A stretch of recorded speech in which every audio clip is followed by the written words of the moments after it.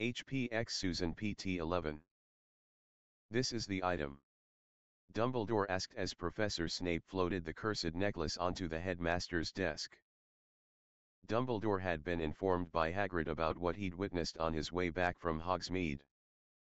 The headmaster had then gone to the hospital wing to see Susan Bones for himself right after he'd informed the young woman's aunt about the incident. Madame Pomfrey was stymied to figure out how to treat the girl, and Harry Potter had refused to return to Gryffindor Tower. He remained out of the way, but he would not leave at all. Dumbledore was actually worried by the fierce look in the young man's eyes. But now was not the time to linger on Harry's anger. This is what Potter brought to Professor McGonagall, yes. The Bones girl is lucky to still be alive. There is a very powerful curse on this wretched thing. Several in fact. It is quite literally pulsing with dark magic, Snape said without emotion. Dumbledore waved his wand over the necklace in several intricate patterns, watching interestedly as glowing runes appeared on different parts of the rather fancy piece of jewelry. You're correct. Dumbledore said to Snape, who was now hovering near the observatory window at the back of Dumbledore's office. There are more than a dozen curses upon this necklace meant to cause severe agony for the wearer before they die. Miss Bones is fortunate that this just grazed her skin. Do you have any idea where this may have come from? Potter said Bones went to the bathroom in the Three Broomsticks, and came out with it. He believed she was improvised and sent to deliver it to someone here at the castle. He claimed she became violent when she was questioned about the package she carried. Snape said flatly, watching the headmaster. I believe she was bringing it to you. No doubt you believe young Malfoy is behind this. Dumbledore queried, turning to look at Snape. Snape was standing straight as he stared into the headmaster's light blue eyes. I do, though I am flummoxed as to how he pulled it off. I happen to know he was in detention with Minerva all day. He's also somewhat isolated himself within his house. I do not believe he trusts either Crabbe or Goyle to deliver this or to plant it. Parkinson would eagerly do as Draco asked, but I do not believe he would rely on her. Snape explained. A very interesting puzzle. Another possibility is that there may have been agents in Hogsmeade working on Voldemort's orders. Young Malfoy may not have been involved at all. Dumbledore offered.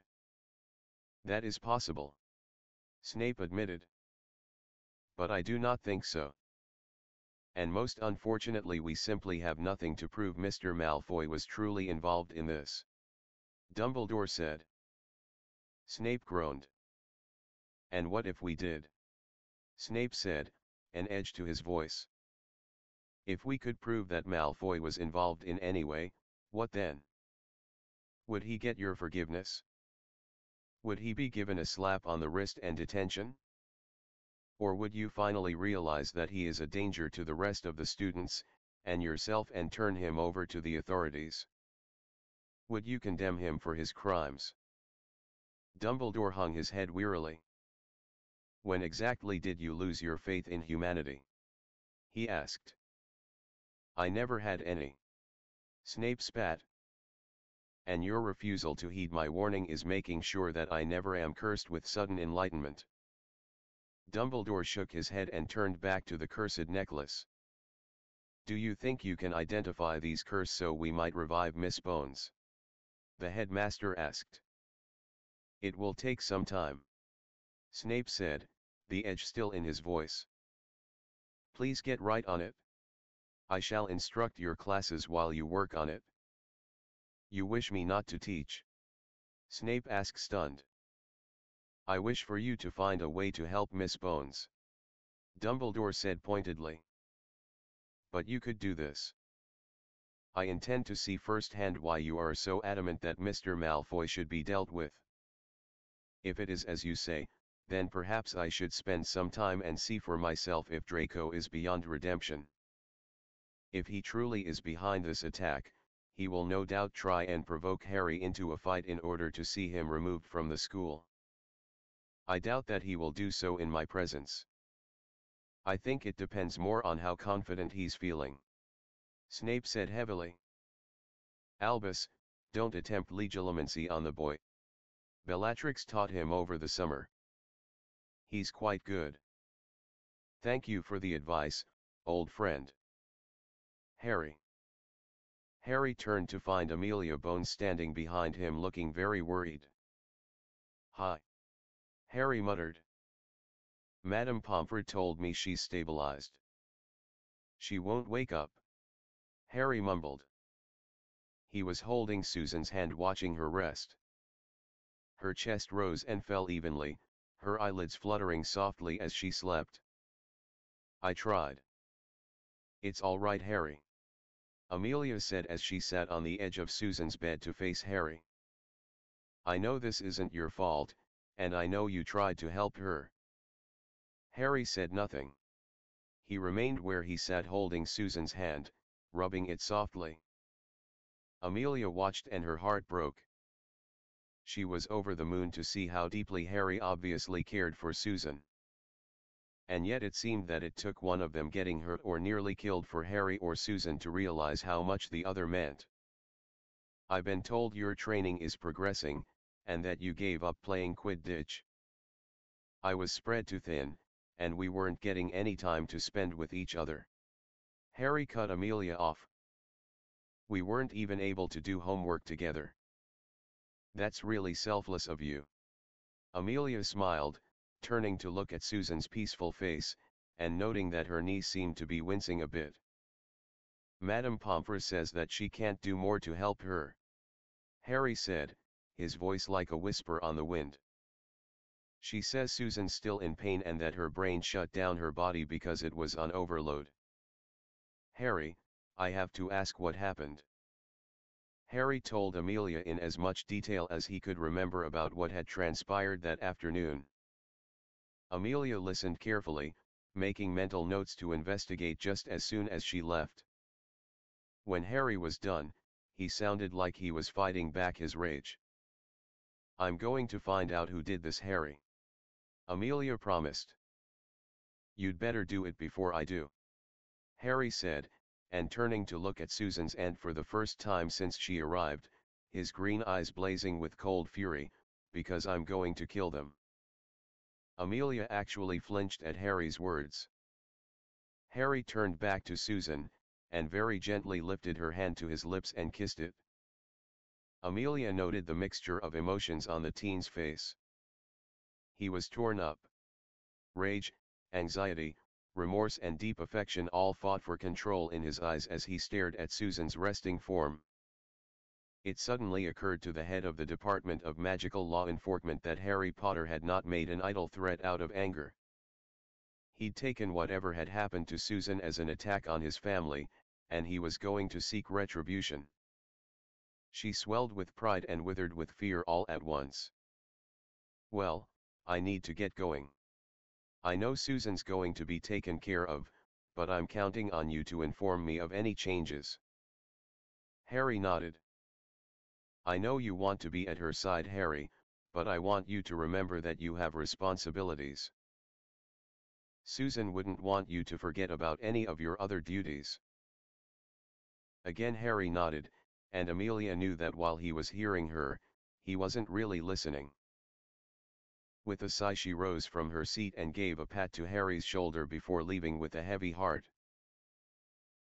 She'd known that things were going to be tough for Susan since Harry had come into her life, and she had expected Susan to get hurt, especially after the attack on their home.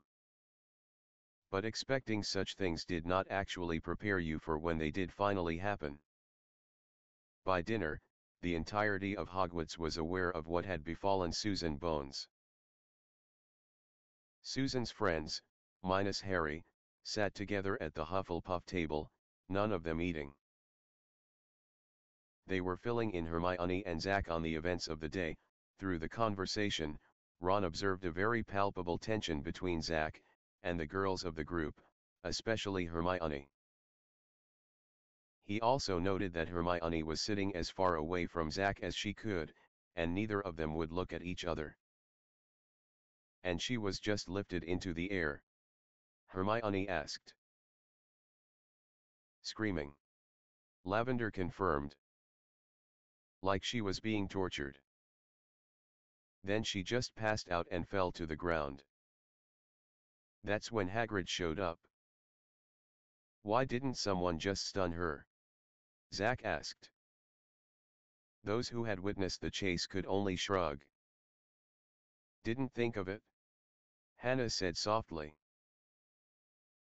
It's like Harry's told us. In the heat of the moment, you can't always think clearly. Neville pointed out. Do they know what happened? Will Madame Pomfrey be able to cure her? Hermione asked, worry heavy in her voice.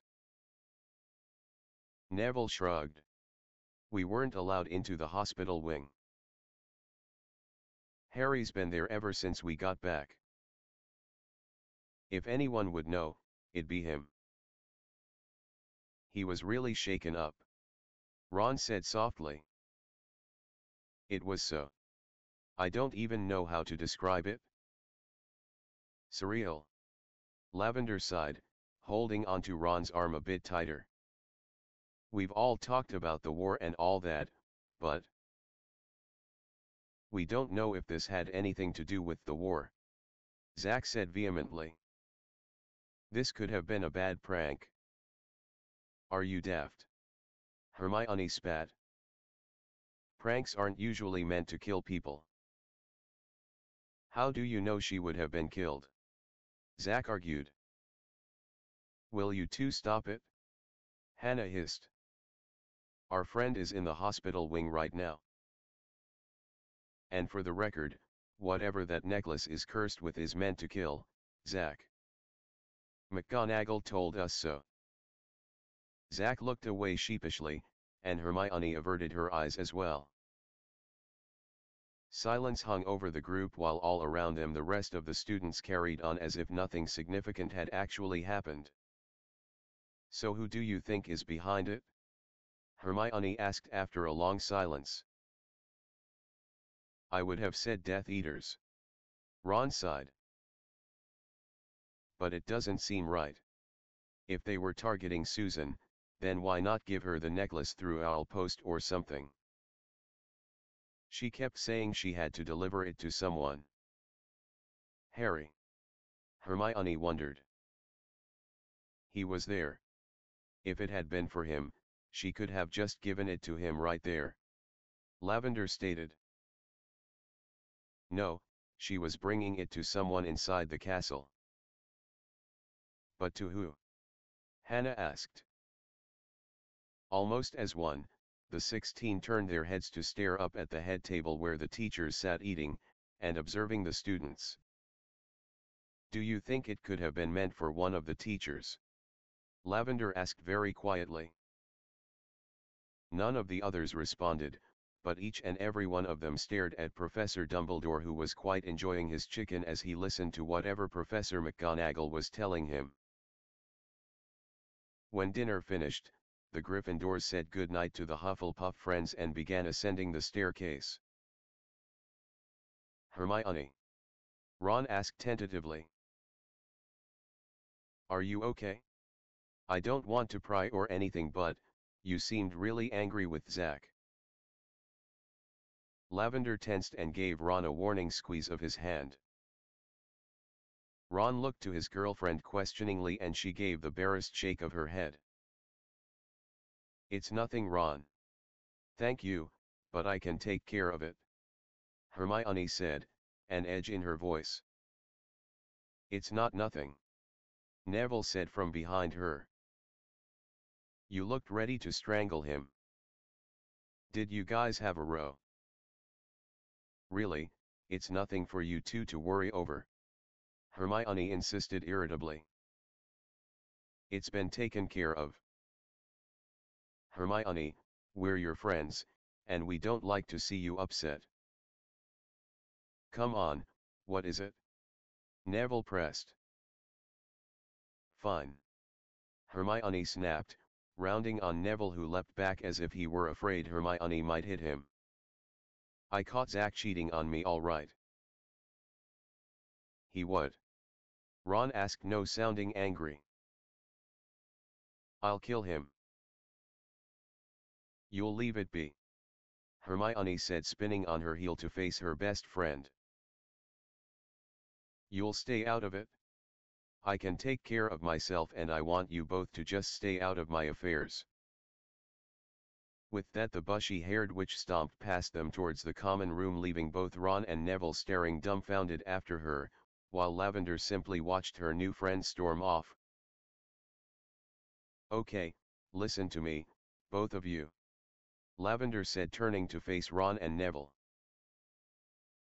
It's really admirable that you both want to protect Hermione, but she has to deal with this in her own way, in her own time. So, for Hermione's sake, swear that you'll leave it be. But Ron began. Lavender fixed him with a hard stare. Ron Weasley, I'm telling you that if you care at all about your friend, you'll respect her enough to do as she asks and leave it be. Ron and Neville looked at each other, and then they both nodded. Ron felt a tightness in his chest. He cared about Hermione a lot, and he hated not being able to help her. The more he thought about it, though, he truly doubted that beating the snot out of Zack would make Hermione actually feel better. In all probability, it wouldn't really make him feel better either. On top of that, Zack was Hannah and Susan's friend, and Ron really didn't want to cause problems in Harry or Neville's relationships. Good. Lavender smiled softly. I know you both want to try and fix things, but this isn't something you can fix. And besides, just being there for Hermione when she's ready to talk is a far better way to help than tearing Zack a new arsehole. I think you're right, Neville said. Hermione wouldn't want us getting into trouble over this. And I think it's possible she might have something more fitting in store for him. I think right now she's going to be a bit more preoccupied by what Susan and Harry are going through, Ron said cryptically. Draco Malfoy lay in his bed staring up at the canopy. Things were not going to plan, and every fiber in his body was trembling with fear. His first attempt to complete his mission was a phenomenal failure. Draco was sure that word would soon reach his new master if it hadn't already. Draco was not as foolish as his mother believed him to be. He had known all along that the only reason the Dark Lord had inducted him into the ranks of the Death Eaters was to punish his father for the failure in the Ministry last spring. But Draco wanted to serve the Dark Lord. He had wanted to for as long as he could remember, because he had every intention of becoming Lord Voldemort's right hand. He wished to prove beyond any doubt that he was the second greatest wizard to ever live. Now was his chance, and he was not off to a great start. His plan was poor, and ill-conceived. A desperate bid for success. His chosen accomplice, for lack of a better word, was truly incompetent. And he'd been an idiot to think the necklace would have made it inside the castle unnoticed until it reached Dumbledore's hands and killed the old fool. Worse yet, he'd now awakened the suspicion of his mortal enemy, Harry Potter. The gods be damned boy was most likely already hot on his trail, and Draco had little doubt that Potter would eventually learn the truth and ruin everything. Draco hated Potter and his friends more than anything. Potter always managed to solve whatever plot was being hatched to bring true order to the wizarding world.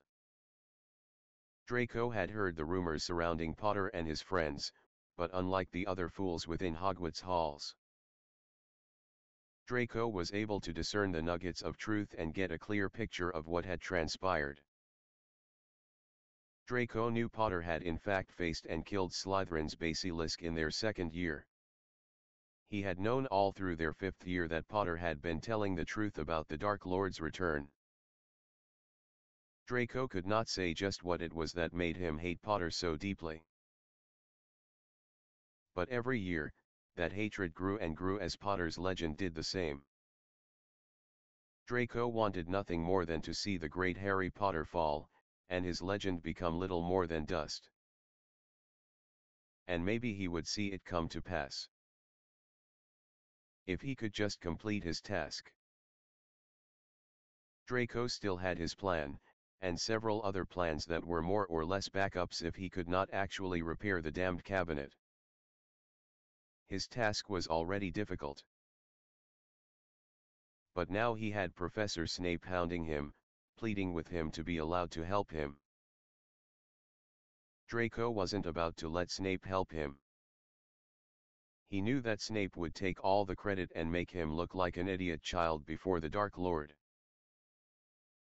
But now, Potter knew that something was happening, and Potter and his friends could not help themselves. They always had to interfere. To make it worse, it had been Potter's whore that had been hurt. Draco actually was thankful that Bones had only been hurt. If she had died, it would have made Potter incredibly focused on finding out who'd been behind it all. Draco knew that he could easily beat Potter in a duel, but Potter would likely not raise his wand. He'd attack him like some sort of heathen, and Draco was not skilled in Muggle fighting. And there is no way Potter would face him without his mudblood bitch and that idiot blood traitor with him. And now Potter's group of disciples had grown. It was a very precarious situation for Draco. But that wasn't the worst of it. Draco was filling with doubt over whether or not he could actually go through with it. He had no idea if he could actually kill Albus Dumbledore. Draco was positive the old fool deserved to die, but Draco didn't know if he would truly be capable of it. Dumbledore had the reputation he had for a reason. The man was ancient and had a vast wealth of knowledge from which to draw upon during a fight. And, as much as Draco was loath to admit it, the man was brilliant. Draco had to be really creative in order to accomplish his mission and bring Dumbledore's life to an end as he'd been ordered to. Draco sighed heavily and pounded his fist onto his bed. He needed to rest. He needed to eat and rest. He was already feeling less than perfect and his work was really draining on him. He needed to be at his very best for when the time came. If he were even a bit off, Draco knew he wouldn't have a flobberworm's chance against the headmaster. As for Potter, Draco knew he would have to try and appear as himself to avoid arousing any more suspicion. If Potter even thought for a second that Draco was acting different in any form, Potter's focus would be solely on the Slytherin prince, and Draco didn't need any more interference. The Dark Lord was expecting him to fail, and Draco had every intention of surprising his master, and his pitiful mother and killing the Hogwarts headmaster on his own. 2 weeks passed and Hogwarts began to change as Christmas drew near. Hagrid had delivered the traditional 12 Christmas trees, and for the most part, the castle became cheerier throughout the halls, save for the hospital wing, where Harry Potter spent nearly every minute he could sitting beside his betrothed. Amelia Bones had come to visit several times, as did Harry and Susan's friends. Hermione was there the most, and she and Harry had spent many hours talking or working on homework as Harry held Susan's soft hand in his, waiting for her to stir. Hermione had expressed to the rest of their friends how worried she was for Harry and that she feared what might become of him if Susan could not be healed. Ron was confident that Harry would be all right, but Hermione argued that until Susan, Harry had not truly experienced what love could be like. If he were to have it stolen from him in this nature, Hermione feared for her friend's sanity. Currently, Harry sat in a chair next to Susan's bed, holding her hand as he always did, and spoke to her, keeping her up to date on the goings-on in the school. It was starting to get late, and Harry figured he had possibly another hour before Madame Pomfrey kicked him out as usual. The door to the hospital wing opened and Harry looked up curiously as Zack stepped inside. Zack was the only one who had yet to come visit Susan. Harry had a good idea as to why, thanks to his conversations with Hermione. He knew exactly what had taken place on that day in Hogsmeade, but he didn't really care. After talking to Hermione, he had promised to let her deal with it, and Zack had kept a pretty low profile these past weeks. Harry noted that Zack approached very cautiously. Hey Harry," he said when he was close enough to speak softly. "Zack," Harry said without looking at Hermione's former boyfriend. "How is she doing? Hannah told me she was still asleep, but that she thought she looked a bit better." Zack tried. "Nothing's changed. She's still in a lot of pain, and her body has basically shut down. Madame Pomfrey says that someone is looking at the necklace and trying to figure out what it was cursed with. Hopefully, they'll be able to cure her. Otherwise, they're going to have to move her to St. Mungo's." Zack shook his head and shoved his hands in his pockets. The two boys remained silent for a long moment before Zack tried to make conversation with Harry. "Hannah and Neville were telling me that they thought Susan might be getting better. I wanted to come and see her and see if there was anything I might be able to do because she's been in here 2 weeks. She's supposed to be your friend. Why has it taken you this long to come see her for yourself?" Harry asked coldly. That is," Zack stammered. "I know, Zack," Harry said. He turned to look at the Hufflepuff who looked ready to run for his life. "You're an arse," Harry said. "You should have broken things off with her first. You should have respected her enough to be honest and let her know you weren't happy anymore." "I know." Zack sighed wearily. "I didn't want to hurt her, I swear. I couldn't face her. I couldn't do it. I was selfish, and stupid and a coward," Harry said. "Yeah," Zack said ashamedly. "When I first heard that Hermione was going out with you, I couldn't believe it. You didn't make a good first, or second, or even third impression. But I trust Hermione, and I figured that if she felt you were worth it, then maybe I would give you another chance as well. And, you were a decent bloke for the most part. But you've proven Ron and I right. Our first impressions of you turned out to be right. So what happens now? Should I start watching my back or are you going to hex me right here and now?" Zack asked. "No," Harry said simply. "Huh." Zack looked worriedly at Harry who shook his head. "Hermione told me all about what happened between you two, and then she made me promise to leave things be.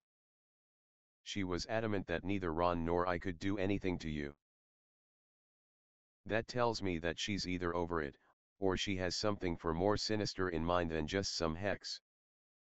If I were you, I'd be more worried about what she might choose to do than anything Ron or I could come up with. Also keep in mind that she's pretty tight with Ron's brothers, and they would give her anything she asked for in order to get even with you." Zack suddenly paled and gulped. Harry gave a cold smile. "I think I'll go," Zack said quickly. Harry nodded and turned back to Susan, reaching up to brush some of her hair behind her ear tenderly. Zack watched Harry for a moment before turning and leaving the hospital wing. As he returned to the Hufflepuff common room, Zack couldn't help but think on what Harry had told him. Hermione was not known as the brightest witch for no reason. Zack wondered if Hermione was the type to seek revenge. A chilling thought then gripped his heart. if Hermione really did wish to get some sort of vengeance on him, and she did ask the Weasley twins for help. Zack had a mental flash of himself standing in front of every student in the school during dinner singing loudly, dancing on the Hufflepuff table and having his body turning from his own to a troll then to a giant chicken. Or even worse, his clothing simply disappearing and finding himself clad in only women's knickers. Zack began to pray very hard that Hermione would perhaps let things be between them. I really screwed up. Zack sighed.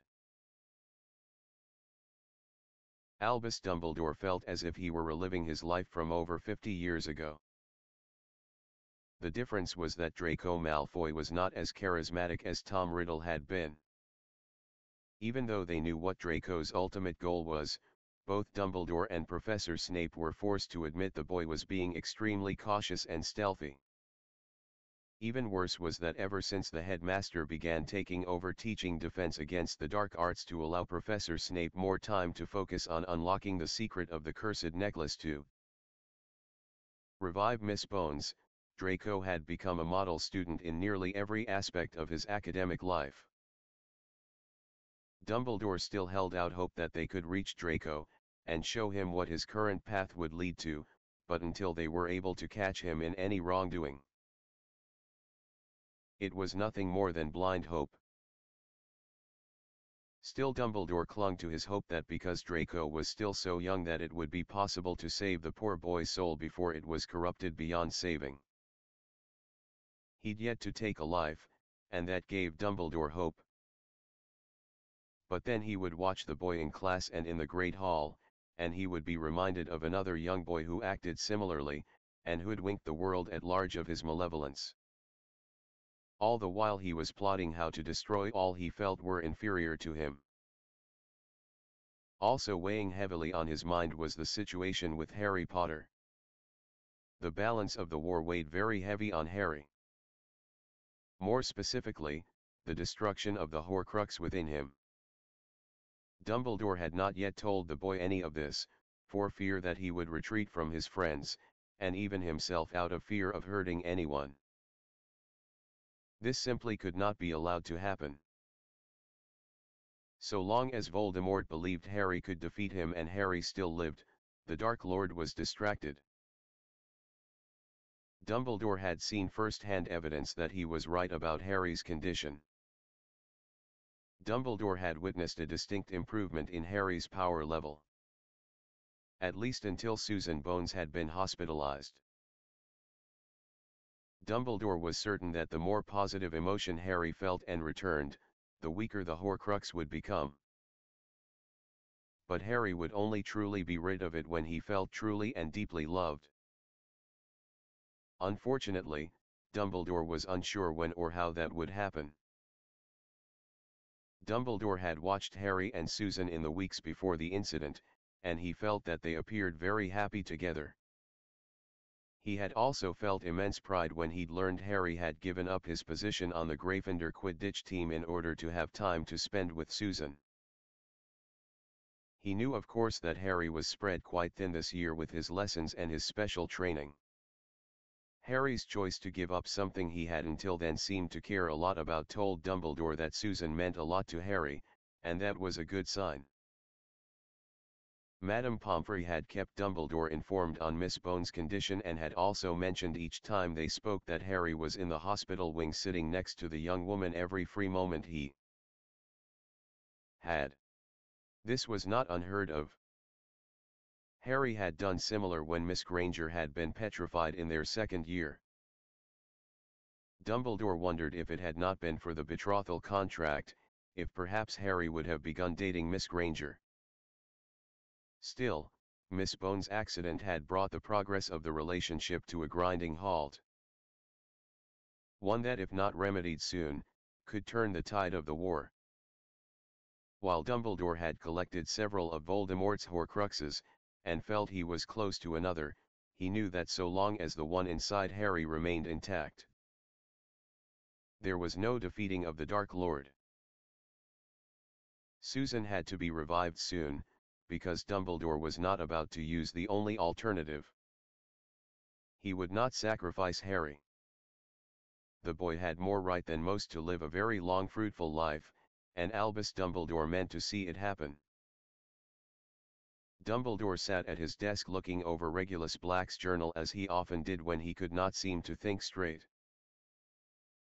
Somehow, knowing that someone like Regulus could turn their life around and do what was right, gave Dumbledore hope that Draco could also be saved. Dumbledore thought briefly of allowing Draco to read from the pages, but dismissed it almost at once. If Draco was as severe as had said, the boy would get word to Voldemort and the remaining Horcrux that had yet to be found would be hidden again. Dumbledore had 4, including the destroyed diary, and he knew that Voldemort's familiar, the snake known as Nagini, was a Horcrux. That left only one remaining piece of the Dark Lord's soul unaccounted for. Once Dumbledore finally found it, he would destroy the cup, the locket, and the ring as well as the 4th one all at once. Then it would be down to the serpent and Harry. Dumbledore sighed again and rubbed the bridge of his nose. Lately had been feeling more and more his age. His knees creaked much more than they used to, and his joints in his wrist and fingers often felt stiff and painful. Albus Dumbledore was no longer a young man, and he was not the only one to understand this. Lord Voldemort had taunted him during their last battle, but it had been more than that. Lord Voldemort knew that he no longer had to fear Dumbledore. It was almost as if Dumbledore was a weakened gazelle and Voldemort was a lion preparing to pounce.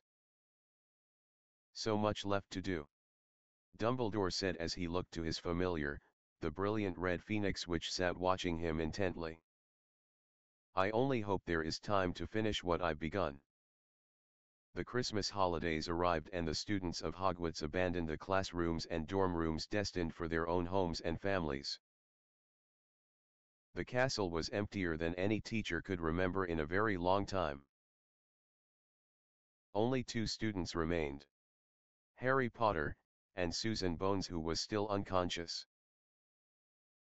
The day before the holidays began, Harry was joined in the hospital wing by his friends. Hannah, Hermione, Lavender, Ron, and Neville all came to wish Harry and Susan a happy Christmas, and to spend time as a group before they left the next morning. Harry, as always, sat at Susan's side, his hand clasped around hers. So Zach's actually relieved that we're going home. He's been on edge for weeks thinking you might do something to him, Hannah said with a grin. Hermione just shook her head. I don't plan on it. Revenge isn't really my thing.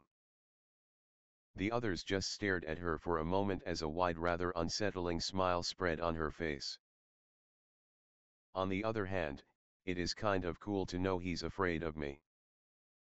Maybe he'll treat his next girlfriend much better. Solis told everyone who'll listen what a complete prat he was to you. Lavender smiled softly as she watched Harry next to Susan. She was just as worried for Harry as Hermione, Ron, and Neville seemed to be. Yet, at the same time, she had a feeling that their suffering was coming to an end.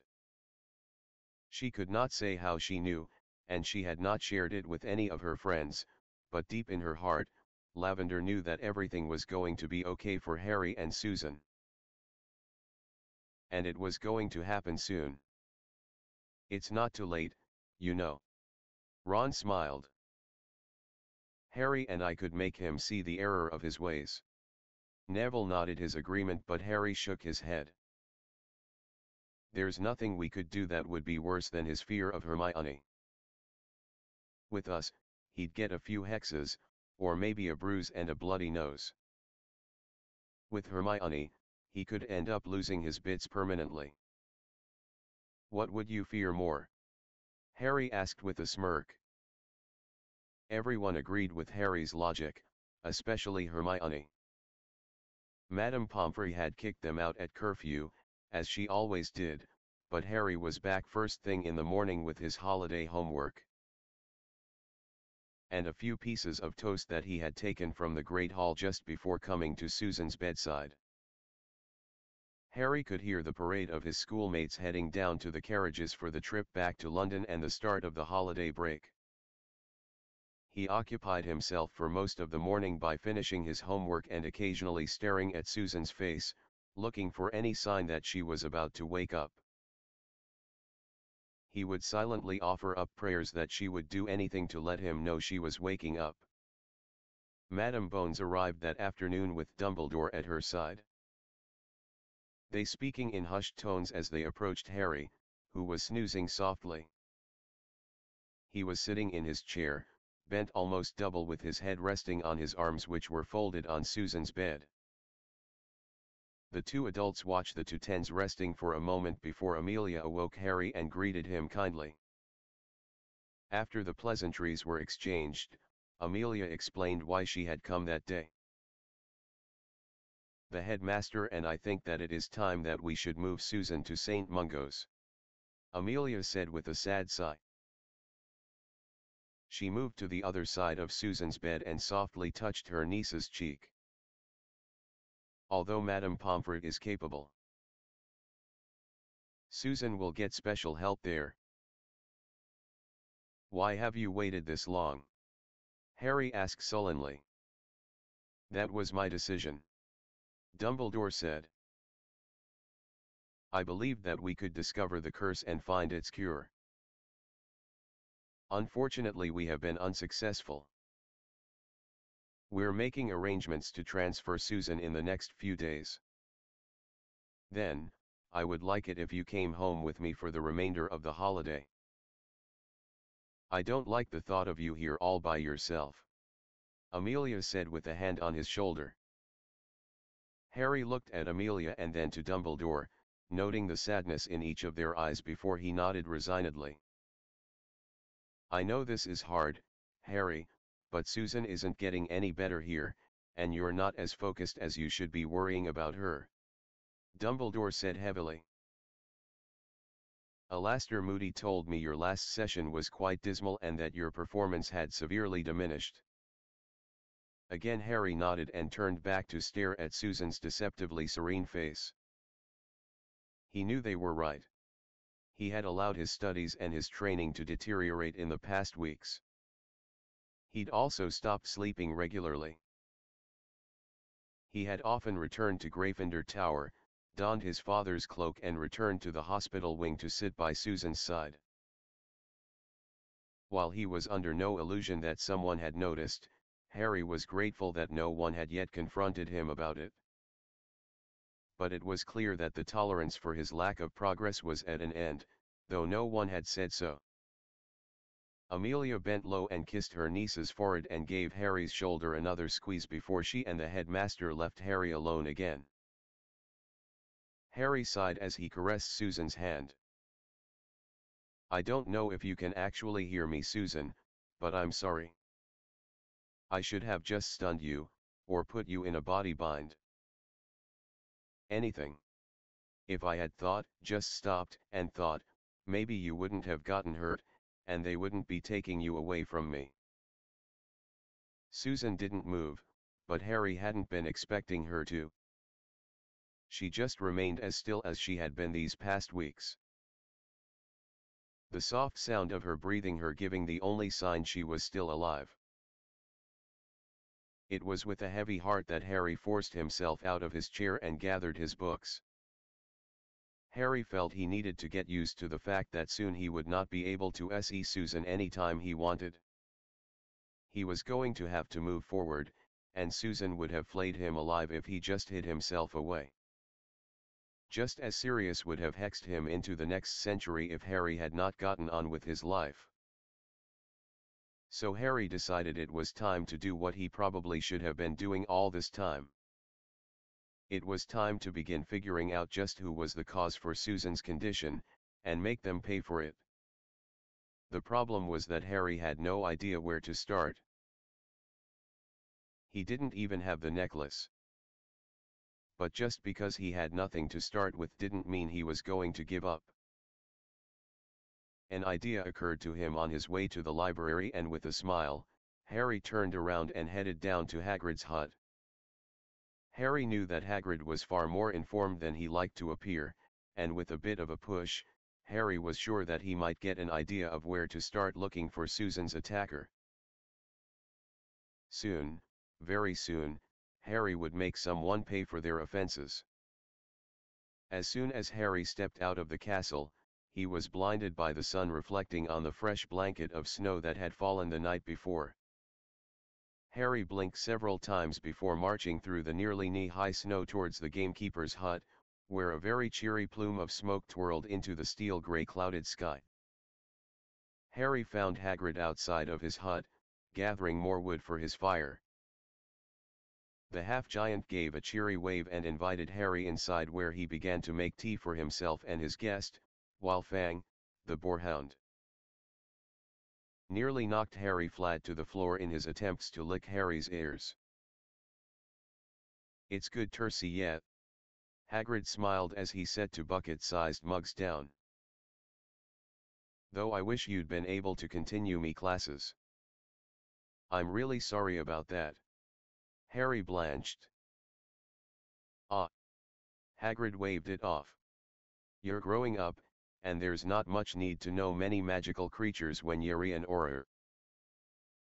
And what with all your training, I expect tha next time you meet you-know-who, he'll be in for quite tha surprise, yeah."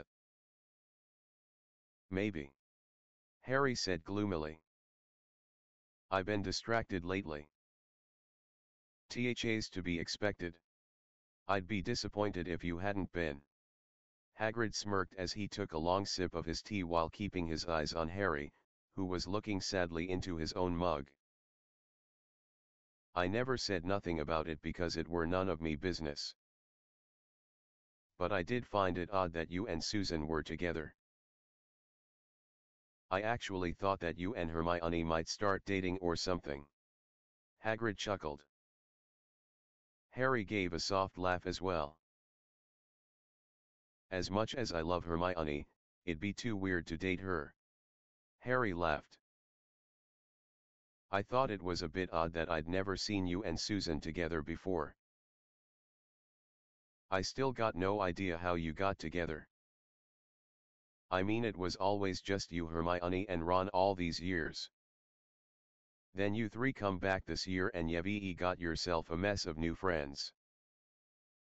"Well, Ron and Lavender thas to be expected." "I seen Lavender watching Ron for 2 years now." "Wait, what?" Harry looked up shocked. "I've seen enough of teenagers to know when they might be having crushes. It isn't too hard to figure out when you know what to look for." "In me classes and in the Great Hall when no one was looking, Lavender'd watch Ron and smile all shy like. I suspect she was trying to figure him out or something. Maybe she was trying to work up her courage or summit like tha." Hagrid grinned. "Maybe a bit of both. Ron said they got to know each other over the summer. She kept coming round to Ron's brother's shop to talk with him." Harry explained. Hagrid nodded with a smile. "Thought it be her that made the first move. Ron's not exactly observant. She's been a real good influence on him from what I've seen. Same as Susan's been for you. Giving up Quidditch and all just so ye could spend time together." "I couldn't give up any of my classes or my training." Harry shrugged. He sighed heavily again and Hagrid smiled sympathetically. "I know that it's been hard on ye, Harry, but you've got to hold on to your hope that she'll be okay." "I've never given up.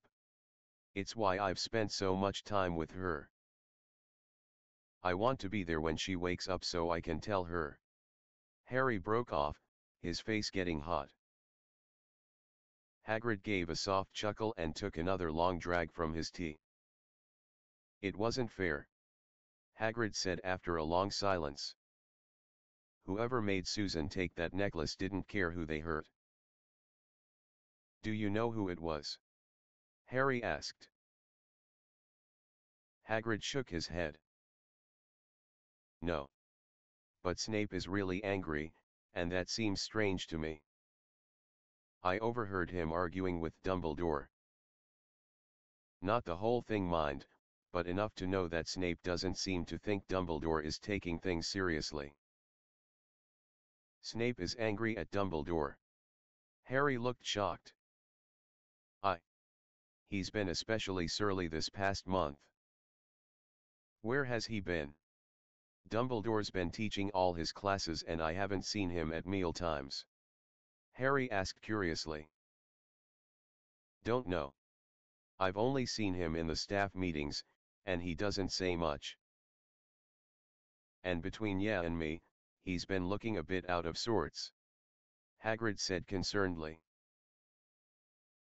Why do you think Snape is mad at Dumbledore? Harry asked. Hagrid shrugged. Blimey, Harry, like I said, it seemed like Snape thought Dumbledore wasn't taking things seriously. But between you and me, I think there's something else. I think maybe Snape is tired of playing the spy. I think he's had enough of it all and just wants to rest. It can't be easy playing a double agent. Having to remember every conversation with everyone you've ever talked to so you don't slip up has got to be exhausting. Never thought about that. Harry admitted sadly.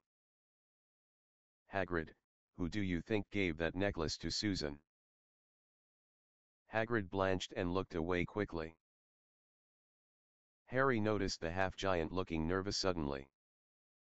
You know something, don't you? Why won't you tell me? Harry asked pointedly. I know you think I know something, Harry, but I don't. I only have suspicions, and only because I overheard a few things that I shouldn't have. Who, Hagrid? Harry asked again, now a bit colder. Hagrid heaved a great sigh. You're going to make a great orator, you know, Harry. Able to interrogate people without making them all. Hagrid. Harry snapped.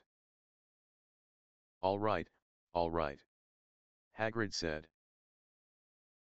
Exasperated. Again he sighed and then looked hard at Harry. Now you listen to me, and listen good, all right. I'll tell ya, but you've got to promise me you're not gonna go off half-cocked. I'm not even sure I even heard right. Hagrid. All right. Hagrid shouted. I shouldn't have been there, but I was coming out of the forest after visiting with Grop and, well, this was some time ago, mind, but I heard Snape mention Draco Malfoy's name. Malfoy. Harry looked shocked. Now don't go crazy now. I don't even know if I heard right. Hagrid warned. What did Snape say?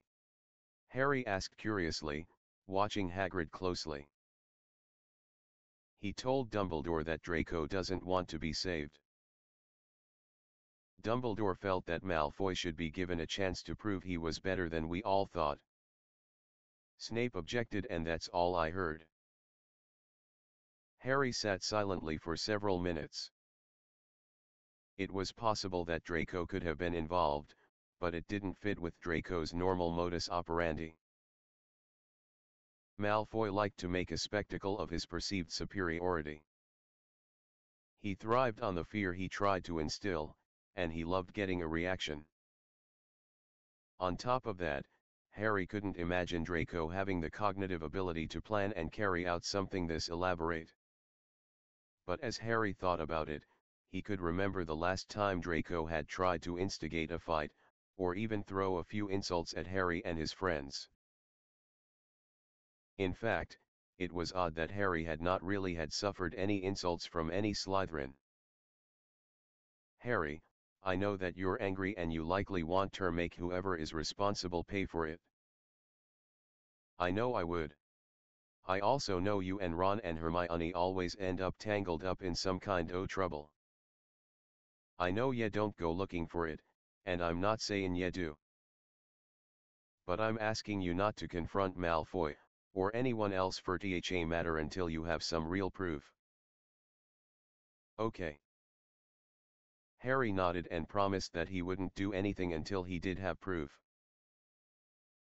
Harry knew that Hagrid would be disappointed, but that Amelia Bones would actually flay him alive.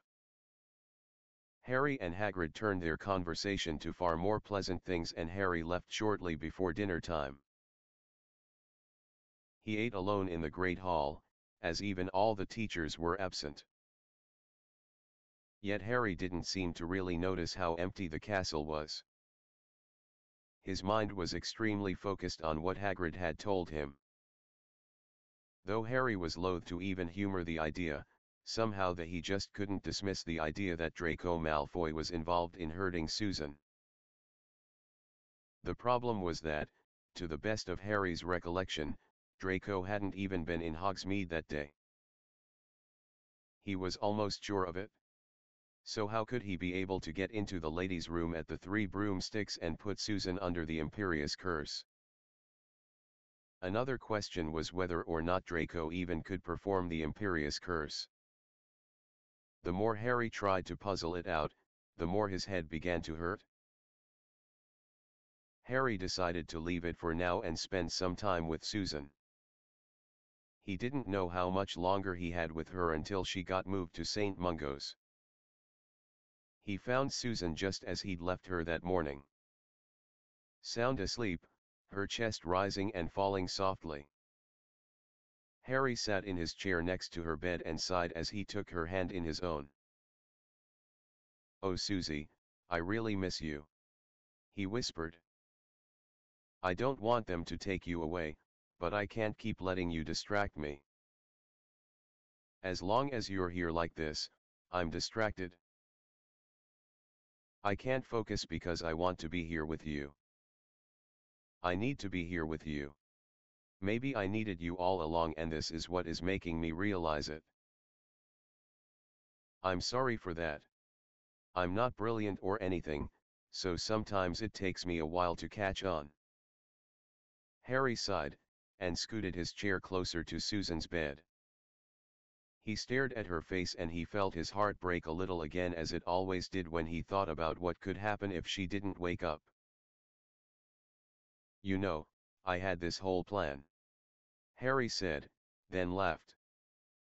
"Okay, it wasn't really a plan. Just the seed of a plan. I know you won't like this, but I actually got advice from Ginny, and as I thought about it, I guess it really made sense. So when Neville, Ron, and I were out shopping for Christmas presents, I kind of took her advice to heart and I got you something special. Before I met you for lunch, I started thinking about how I might give it to you. Obviously the room of requirement was going to play a big part of it all. I was going to try and subtly get you to tell me what would be the most romantic setting you'd like, or something like that. I guess I hadn't even thought we might go home for Christmas. But, if you were awake, then maybe I could have spent more time thinking of the perfect setting." Harry took a deep breath and gave Susan's hand a gentle squeeze. As usually, she remained unmoving. "I guess this means I get time to really find the perfect way to bowl you over. I just wish that I didn't have to. I love you, Susan, and even though we were kind of thrown together, I just don't want to live my life without you in it. It's crazy. Completely barmy, but there it is. And after talking with Ginny, I realized that I needed to tell you. To show you how much you meant to me. I wanted to give you something that you'd remember. A proposal that made you. I don't know. I got you this great ring and I. Then you'd better put that ring on my finger." Her voice was hoarse and Harry barely heard it, but he'd seen her mouth moving. There was no mistaking it at all. "Susan?" he asked, nearly falling out of his chair. He leaned forward as she slowly began to open her eyes and her fingers tightened around his hand. "Hi, Harry." Susan smiled weakly. Harry felt his eyes sting as his heart began to pound in his chest. "I can't believe this. Are you? How do you feel?" Harry asked, trying hard not to start crying like a 5-year-old. "Dizzy. Weak. And really thirsty," Susan whispered. "Okay," Harry said. "I'll get Madame Pomfret and—" "Harry?" Susan asked, holding onto Harry's hand as tight as she could. "Yeah. I love you too. And I meant it about the ring." Harry smiled and leaned in to kiss his girlfriend before running off to find the matron so that Susan could be checked out. Harry had never in his life felt so relieved and happy in all his life. He could barely think straight at the moment and only one thought kept running through his head. Some stupid line from a long-forgotten Muggle movie. It was a Christmas miracle. "Well done, Severus," Dumbledore said as he saluted his potions master. Severus Snape nodded his thanks to the headmaster and to a drink of his brandy. "Once I broke through the protections, it was simple. As soon as I had the solution, I went to Madame Pomfret and had her assist me in performing the counter curses. I suspect you'll be hearing that the Bones Girls has awoken by tomorrow morning. Thank you, Severus, for your diligence in this matter." Dumbledore smiled again. "When will you be leaving?" "This evening, and I'll return before the term starts." "I'm curious as to what your time teaching my classes has revealed to you," Snape asked pointedly. "We arrived at the topic much sooner than I thought." Dumbledore chuckled humorlessly. "I have observed a model student in regards to Draco Malfoy. Which, had we not had disciplinary issues with him before, would have made me or any teacher extremely happy. However, his sudden change in behavior has me very suspicious of him. And his sudden change in behavior makes it very difficult in being able to detect him in any wrongdoing. As you have said, he has become paranoid, and is suspicious of everyone, especially me. I should have known he would try and hide his intentions, especially as I am his ultimate target. And you were right about his mind shields. Very strong. I suspect he knew I was trying to use legilmency upon him." "And you still feel he is worth saving?" Snape queried. "That remains to be seen." Dumbledore sighed. "It is my deepest wish that he can be changed. To be put on the right path. I hope that he can see for himself that he being manipulated and it will be his undoing, just as you yourself learned that. Draco is not me. He isn't motivated by the same thing as I was. He's a spoiled, arrogant child. And worse, he feels he needs to prove himself. He needs to prove that he is more cunning, more ambitious, and more powerful than his father, and he will step over, or on anyone who gets in his way. Albus, I know how deeply you believe in redemption, but sometimes. I know, old friend.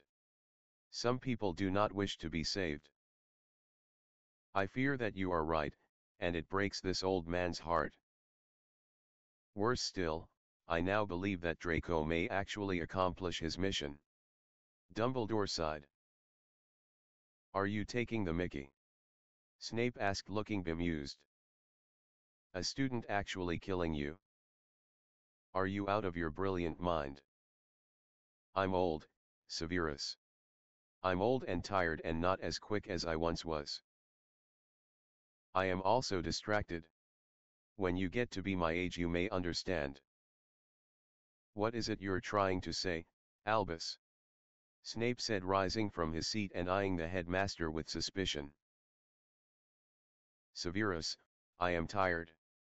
I am tired of being a symbol for goodness, and people thinking that I will solve all their problems. I am tired of trying to change our society for the better and being battled by people who think they are better simply because they have gold or pure blood. I am exhausted by the repetitiveness of it all. Dumbledore said wearily. So you're saying you want to chuck it all in? You want Draco to kill you? Snape asked incredulously. No, I do not wish to allow Draco to kill me, but I wonder sometimes if my time in this world is nearing its inevitable end. Whether it will be Lord Voldemort, or illness, or simply that it is my time. I do not wish to leave until Voldemort's threat has been eliminated, but sometimes I fear that I will be unable to complete what needs to be done before. Snape stared at Dumbledore for a long moment before he found his voice. I will not pretend to understand your mind, nor will I say that I sympathize with your feelings. I will only say that you are not as alone as perhaps you think you are. I swore to help you, and if you choose to hold me to my oath. Severus, in all the years we have known each other, when have you ever known me to hold someone to any oath they've sworn, especially in a time of emotional duress? Dumbledore argued. Be that as it may, I am not as ignorant as some others. I can help you in more ways than I am currently. You can confide in me. Snape pleaded. If the need arises, Severus. Dumbledore smiled. If the need arises. Please like and subscribe.